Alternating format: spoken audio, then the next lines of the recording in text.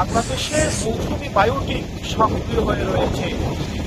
উত্তর বঙ্গোপসাগরে মাঝারি থেকে প্রবল আকারে ধারণ করে আছে।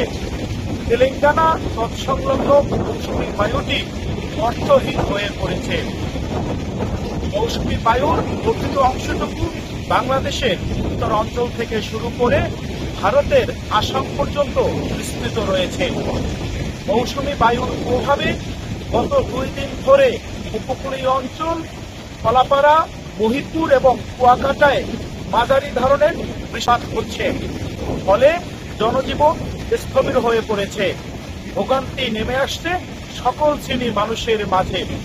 বিশেষ করে নিম্ন আয়ের মানুষের মাঝে কষ্টের প্রবণতা বেশি বৃদ্ধি পেয়েছে। আমি কথা বলেছিলাম আলিপুর এবং মহিপুর মৎস্য বন্দরের জেলেদের সাথে।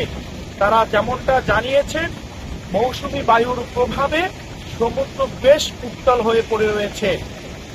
ফলে সমুদ্রে অবস্থানরত বড় বড় ইলিশ ধরা ট্রলারগুলো অবস্থান করতে পারলেও ছোট কিংবা মাঝারি ধরনের ট্রলারগুলো ইতিমধ্যে নিরাপদে মহিপুর এবং আলিপুর নিরাপদে আশ্রয় গ্রহণ করেছে। আমি কথা বলেছিলাম এখানকার স্থানীয় আমন চাষিদের সাথে। তারা যেমনটা জানিয়েছেন, তারা বলছেন যে টানা মৌসুমী বায়ুর প্রভাবে সদ্য রোপণকৃত আমন ক্ষেত তলিয়ে গেছে পানির নিচে। এক্সট্রিম মশার কয়েল প্ল্যান্ট ফাইবার দিয়ে তৈরি, তাই সহজে ভাঙে না, সুগন্ধিযুক্ত ও নিরবিচ্ছিন্নভাবে জ্বলে। ডেঙ্গু, চিকুনগুনিয়া বাহি সহ যে কোনো মশার বিরুদ্ধে দেয় এক্সট্রিম সুরক্ষা। টানা যদি আরো 1 সপ্তাহ এমন অবস্থা থাকে তাহলে তাদের আমন ধানে বেশ ক্ষতি হওয়ার সম্ভাবনা রয়েছে।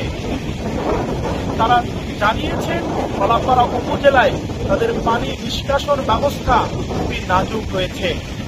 এখানকার অনেক ইউনিয়নে ঘুরে দেখা গেছে তাদের সুইচ গেটগুলো মূলত বন্ধ হয়ে রয়েছে। ঝড় কিংবা অতি বৃষ্টি হলে তাদের পানি নিষ্কাশন খুবই অল্প হয়, ফলে পানির নিচে তলিয়ে যায় বাড়িঘর কিংবা আমন ধান। চাষিদের সাথে তারা যেমনটা জানিয়েছেন, টানা মৌসুমী বায়ুর বৃষ্টির প্রভাবে তাদের শীতকালীন সবজিতে ব্যাপক ক্ষতি হওয়ার সম্ভাবনা রয়েছে।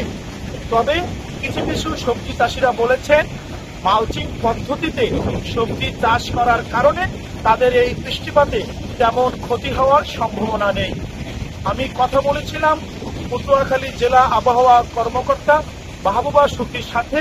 তিনি যেমনটা জানিয়েছেন যে আগামী 72 ঘন্টা উপকূলীয় অঞ্চল কলাপাড়া, মহিপুর, কুয়াকাটায় 72 ঘন্টা মাঝারি ধরনের বৃষ্টিপাত সহ বাতাসের প্রবণতা দেখা দিতে পারে। এখানকার জেলেরা বলেছে যে তারা সপ্তাহে 2 দিন আবহাওয়া ভালো থাকলেও বাকি 5 দিন আবহাওয়া খুবই খারাপ থাকে। তারা মনে করছে জলবায়ু পরিবর্তনের প্রভাব ইতিমধ্যেই উপকূলীয় অঞ্চলে দেখা দিয়েছে। এ ছিল আবহাওয়ার সর্বশেষ তথ্য। সাইদুর রহমান, কালের কণ্ঠ, কুয়াকাটা।